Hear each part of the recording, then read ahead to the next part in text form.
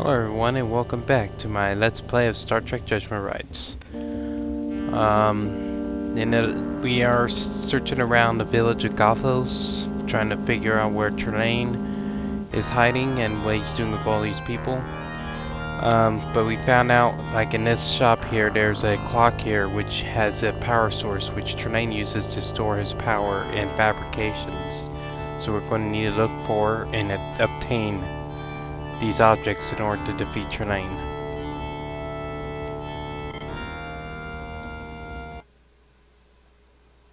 Hi, can I help you? What do you want for that room? I see you're selling food packages. Is that a coil of rope over on the wall? What do you want for those shoes? That really is a beautiful clock. Can you tell me how to make money around here? What do you want for that room? That old thing. I can give it to you now. You can pay me later. I'm sure my boss, Mr. Uland, won't mind. Hi, can I help you? I see you're selling food packages. You look hungry. Sure, have it. Pay me later. Very generous, kid. Hi, can I help you? Is that a coil of rope over on the wall? That rope? No one ever buys rope. Go ahead and take it.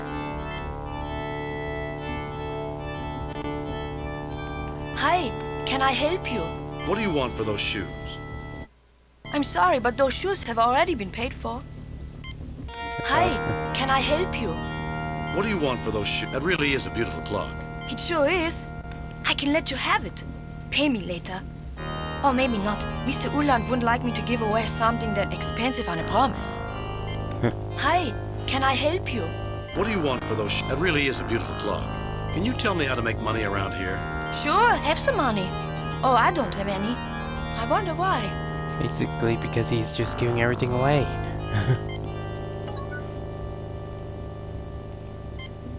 I guess we're getting shore leave a little early. Sort of. Captain, these items are not typical of what would be available in a German shop in the 20th century. I would theorize that Trelane has set this up for a reason. Could he be testing us? I've read many reports of superior intelligences testing human beings. Trelane does not qualify as superior intelligence, Mr. Ellis. He's not testing us. He's playing with us. And I'm rather tired of his games. This looks safe. I don't think anyone is going to die here. Do you agree, Captain? One never knows, Mr. Ellis. Don't push your luck, Mr. Ellis. I don't know. Foot and mouth disease can strike anyone, anywhere, and it can be fatal. One never knows, Mr. Ellis. Yes, sir. Here we are in the early 20th century, living in history. It's a shame that this is only a cheap sham by Trelane. I could get to like this place. It'd be interesting to look around and see how things were in the past and stuff, but fortunately it's controlled by a godlike child. This sturdy rope is made from hemp. This broom shows its age. Worn straw, weathered handle. This meat looks like ground beef. You are not certain you like the smell. These sticks were taken from local fir trees. They seem rather brittle. The finest schnapps that money can buy, or so you'd like to imagine. If I remember correctly, they kind of Trelane was able to make exquisite food and stuff, but it all was tasteless. Doesn't know how to replicate taste, I guess. Don't know if they really talked about that in this here, so. Now let's check out the tavern.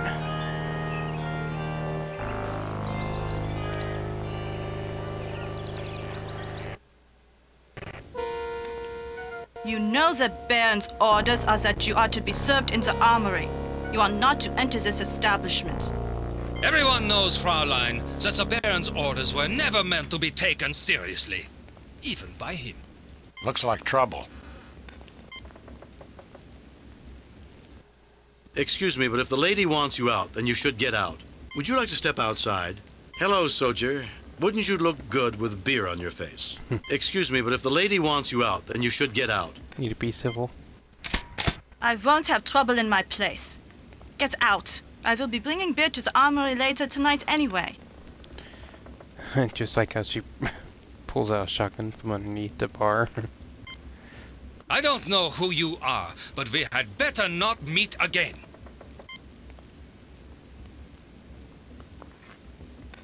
Nice guy. This photograph of an ugly human female is labeled Trelane's mother. This photograph of an ugly human male is labeled Trelane's father. A chandelier. Horseshoes. A beer mug. A beer mug. The bar. This is where the drinks are ordered. Gretel Gernsbeck, the hostess of this establishment. James T. Kirk eyes the situation with great determination. Dr. Leonard McCoy likes this charming little place. Mr. Spock is interested in the unusual aspects of this situation. Lieutenant Commander Ellis looks uncomfortable. A severed animal head. The inscription reads, African musk ox, caught by the noble Baron Trelane von Gothos, April 13th, 1913, while on safari in darkest Africa. That's kind of odd, kind of wording. African muskox? Darkest Africa? Misnomers, Doctor. This head is not a true representative of any African species of cattle. This seems pointless. These Prussian cavalry sabers are really imitations. A large and rather ugly painting of a townscape. A collection of steins. Kegs of beer. They are marked for delivery to the armory. This door leads to a back room. A patron of this establishment. A patron of this establishment. You know, if there wasn't someone here trying to kill us, a man could have a good shore leave in a place like this. I recommend finding out as much as we can about Trelane. He's an immature maniac with immense powers. Now, what else do we need to know about him, Spock? Knowledge of his current activities would be an asset, Doctor. With an egotist like Trelane, I doubt we'll have to do too much investigating. He'll let us know what he's planning. Foreknowledge, Doctor, is preferable to surprise. Sometimes these planets aren't all bad, Jim. And also when they talk, they kind of seem to do some hopping sometimes. An imitation of a German tavern complete with badly drawn stereotypes. Trelane is nothing if unoriginal. Well, Miss Gernsbeck, you seem to run a very efficient place. Thank you, Colonel. Unfortunately, the war does not lend itself to efficiency. What do you wish to talk about? In case if you didn't know, this was the woman who came out and talked to, was supposed to talk to Kirk after he knocks out that soldier, but so that's how he knew her name, but unfortunately we didn't get to see that, and that's always been a problem with the CD version since we first got it back in like 95, 96 or something. Why are you calling me a colonel? I know who you are. Lieutenant Colonel Jimmy Kirk, leader of the famed United States Enterprise Squadron that has shot down so many of our pilots, along with Major Spock and Captain Leo McCoy. Leo? Captain McCoy? Leo? Excuse me, Gretel, could you answer a question or two for me? I will try, Colonel. What's going on with the war? It has not been going well of late, though we are told that Kaiser Wilhelm will never surrender. I doubt the war will last more than 2 months. What is the date? You have been held prisoner for a long time. It is October 16th, 1918. I believe by this point in the war, I believe actually the Red Baron was already killed. He was shot down. So I'm not sure, but I think he has his facts mixed up, of course, because you know how he likes to just do things on his own. I'm glad it's... coming to an end. I've lost so many friends. I've never felt so alone. You said that the war led to a lack of efficiency. What are you talking about? The soldiers are little more than animals. They do as they please because a band protects them. I must deliver kegs of beer for them every night. It keeps them from having to leave the armory. I'm glad it's coming to an end. What do you know about Trelane? I know the band despises you and has vowed to kill you if you should ever meet again. Take my advice. Flee Gothos and never return.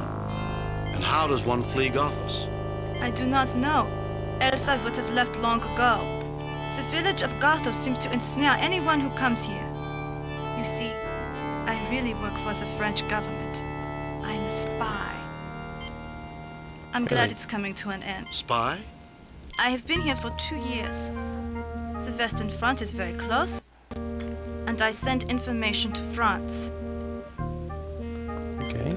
I'm glad it's coming to an end. Why do these soldiers bother you? The soldiers are little more than animals. It's the I'm same glad it's thing coming she to said an already end. before. Can you give me some money? Alone, Fräulein? Can you give me some money? Alone, Fräulein? Perhaps someday, when you have defeated your enemy, and this war is finally over, you would come and visit me. I would enjoy spending better times with you. Perhaps, Fräulein. Excuse me, Gretel, can you give me some money? I have no money. I would ask some of the people in the village for work if you wish to earn a little money. Rudolf Ulan, owner of the shop outside. What seems to be the problem? What do you think about the war, Herr Oland? Herr Schiller would have us believe that Germany is doomed. But I have more faith in our great soldiers than that. Victory shall be ours. Herr Kirk, what is it this time? What can you tell me about Trelane? The perfect German. If anyone can turn this war around, it's him. You're such a sycophant, Rudolph. Herr Kirk, what is it this time? You wouldn't happen to know where a man can get money in Gothos. If a man has no money, he's not a man. Penniless rabble, why worry about them? Herr Kirk, what is it this time? That's a very nice clock in your shop. If you wish to purchase the clock, all you have to do is pay for it. It's a simple enough arrangement. Kind of a rich bastard. Herr Kirk, what is it this time? I'm just saying hello, Herr Oland. I suppose I should be courteous, Herr Kirk, but there's little profit to be made in having good manners. I saw how you handled that foolish brute outside. Quite impressive. I am Schiller, superintendent of the local schools. How may I help you? What do you think of the war? Horrible business. When it started, I thought it would be good for Germany, but it soon became a mess. I hope it will be over soon. If we can settle this thing without harsh negotiations, we can get back to being a civilized nation once again. Yeah, World War I was a strange war. It just started by assassination of Archduke Ferdinand of Austria. He was assassinated in Serbia, and so Austria declared war on Serbia, and it just went out of control, and a whole bunch of different nations got involved in it and stuff. So it was a really nasty war, and it was really kind of pointless. Well, yeah, all wars are pointless pretty much, but it's just that there was no really clear-cut way. It's just that the nations were they had each other's throats, and something just ignited into full-blown firestorm. It became one of the most bloodiest wars in human history. Herr Kirk, though my position as school superintendent keeps me busy, I'm always glad to help you. What can you tell me about Trelane? A flamboyant man, and the greatest pilot in Germany. If only his soldiers weren't such rabble. Herr Kirk, though my position as school superintendent keeps me busy, I'm always glad to help you. They always kind of talk about like Trelane as being a great man and stuff like that. That's probably something to stroke Trelane's ego. Where can I go to earn some money? One might find a little money doing odd jobs around the village. Herr Kirk, though my position... What's special about the school? Well, Captain Hauptmann is addressing our class, trying to make the children into proper Germans. And we have a brand new chalkboard. Herr Kirk. Thank you, Herr Schiller. I don't think I require your generosity, but the offer is appreciated. Anytime, Colonel. I thought I had more beer than this. Yeah, if you look at this, he's waiting till he looks away and he drinks some of his beer. So he's stealing his beer.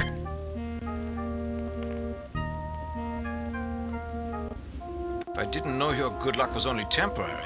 I'd be quite annoyed. Mr. Fullhouse is complaining. If his hands were any more indecent, he would be arrested. With the Baron's soldiers, he might be arrested even if his hands were decent. I can't complete a strike to save my life. Or your fortune. Just some guys playing poker. A German card shark. A German card shark. Cups, dishes, and other supplies are stored on these shelves. This seems pointless. This seems pointless. Well, I can't look at the accordion. I think that's an accordion at least. There is a date circled on this calendar. October 16, Oops. There is a date circled on this calendar. October 16, 1918.